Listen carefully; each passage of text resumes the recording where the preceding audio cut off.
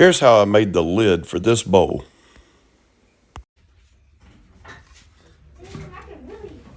First, I measure the inside diameter of the bowl with a caliper.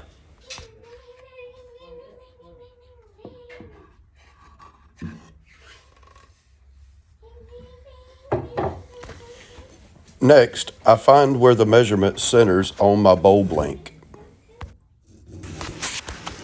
Once I mark this out, I can begin to shape the lid.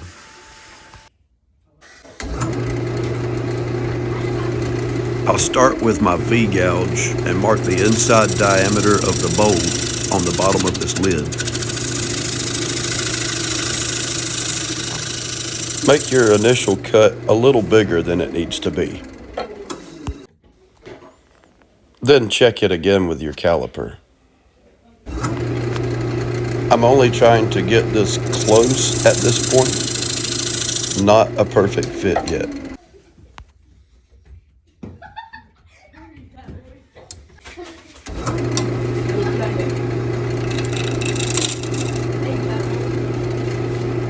Don't forget safety glasses.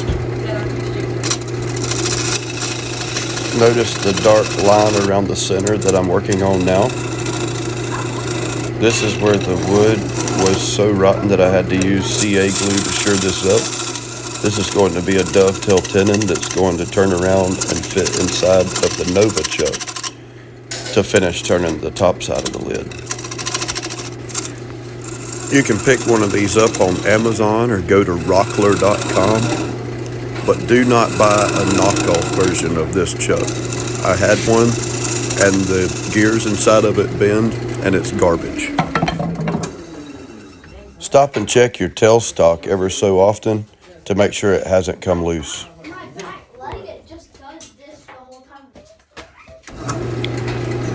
Now just visualize what it is you're trying to make and take your time and turn it. Don't be in a hurry.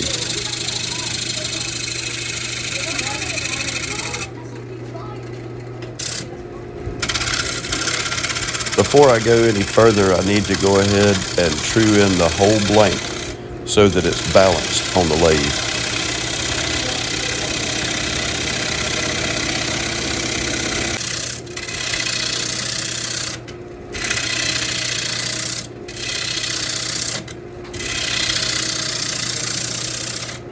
Now that I've figured out where the bowl lid will fit inside the bowl, it's time to take a caliper and measure the bowl wall thickness to figure out how big the lid is going to be.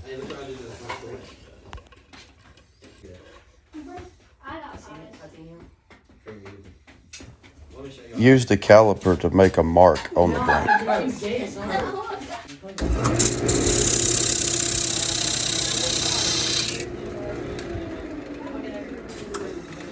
Again, make the initial cut bigger than it needs to be, and then check it with your caliper.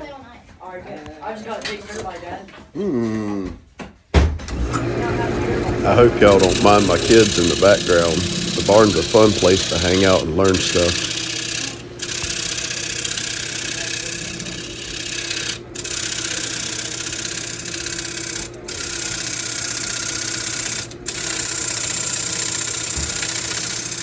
Here I'm marking out the outside diameter of the bowl lid. You're probably wondering why I made that so thick when it's actually only going to be about 3/8 of an inch thick when it's finished. Remember, we're working with a very spalted, almost rotten piece of wood. In a few minutes, I'll turn this wood around to face the headstock on the lathe and fasten it into a Nova chuck. From the outside of the large dovetail to the outside of the small dovetail, I'm going to shave away about 3/4 of an inch of wood. This will give me room to get a parting tool between the Nova chuck and the bottom of the lid itself when we're ready to remove it from the lathe.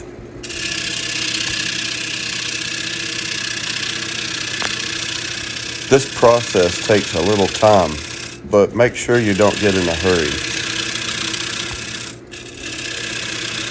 To make the process go smoother, always make sure that your chisel is sharp.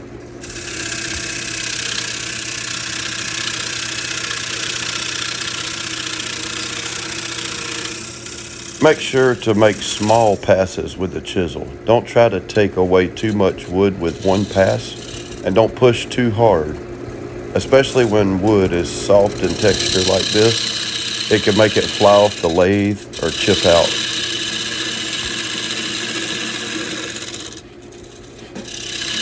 Now it's time to shape the bottom of the bowl lid. Notice the dovetail tenon in the center. This piece is very important. Since I used the Supernova 2 chuck on the headstock of the lathe, the tenon must be cut to fit inside of that chuck. Now notice where I stopped the chisel. Once you have your tenon cut to the correct shape, you want to leave a little space between that tenon and the rest of the wood that you're taking away. This will allow your tenon to fit securely inside of the Nova chuck without bottoming out. If your blank bottoms out inside of the Nova chuck, it will fly off the lathe.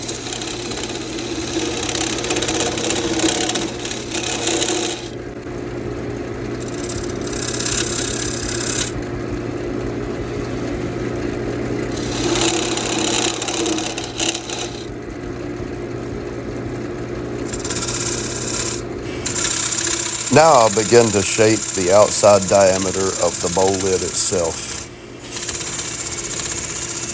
This needs to be at least as large as the outside diameter of the bowl wall. Remember, we're working with a very soft, over-spalted, almost rotten piece of wood here. There's a few voids in the wood, so I'm going to use CA glue and then put some sawdust on it, flatten it down with a stick, put some instant hardener on it, and then keep turning. The best glue I've found is called satellite glue, and you can pick up the complete kit on Amazon. Unfortunately, I ran out on this project, so I have to use something else. You may need to repeat this process several times, adding glue and sawdust, and then flattening it down with a stick. Now, once your glue is dry and you start to turn again, I've learned to take an old worn out chisel and let that be what I use to initially get some of this glue flat to keep from gumming up my newer chisels. Make sure your shop is well ventilated. When this glue kicks off, it gets hot and the smoke from it will burn your eyes.